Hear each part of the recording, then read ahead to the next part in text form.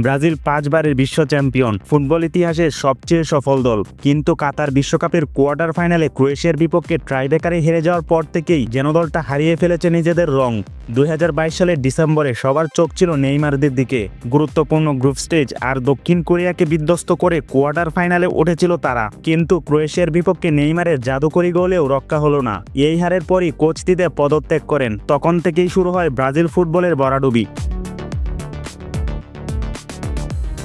বিশ্বকাপের পর ব্রাজিল দলের জন্য কোচ খুঁজে পাওয়াটাই যেন এক বিশাল চ্যালেঞ্জ হয়ে দাঁড়ায়। সেই সময়ে অন্তর্বর্তীকালীন কোচ হিসেবে নিয়োগ দেওয়া হয় ফার্নান্দো দিনেজকে, কিন্তু তিনি কখনোই ব্রাজিল দলের জন্য পারফেক্ট মনে হয়নি। কার্লো আনচেলত্তিকেও আনার গুঞ্জন ছড়ালেও সেটি তখন সম্ভব হয়নি।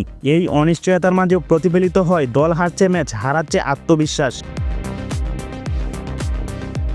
বিশ্বকাপের পর ব্রাজিল খেলেছে একাধিক ফ্রেন্ডলি ও কোয়ালিফায়ার ম্যাচ। আর্জেন্টিনার কাছে হোম ম্যাচ হার, উরুগুয়ের বিপক্ষে হার, এমনকি ভেনেজুয়েলার মতো দলের সাথেও ড্র।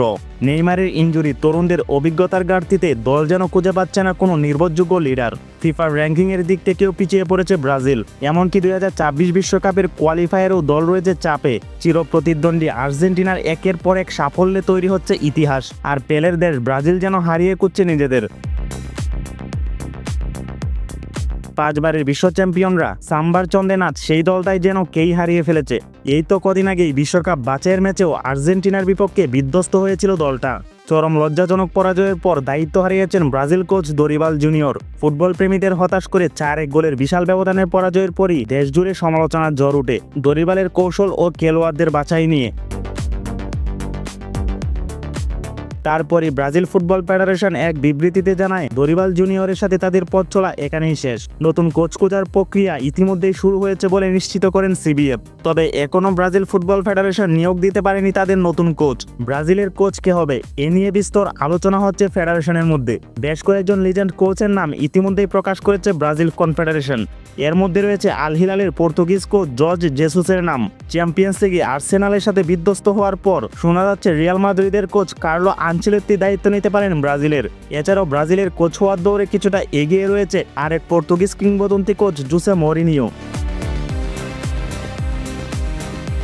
তবে ক্লাব বিশ্বকাপের মতো গুরুত্বপূর্ণ টুর্নামেন্টের জন্য এই 3 কোচকে জুনের আগে ব্রাজিল ডাগআউটে দেখার সম্ভাবনা নেই বললেই চলে।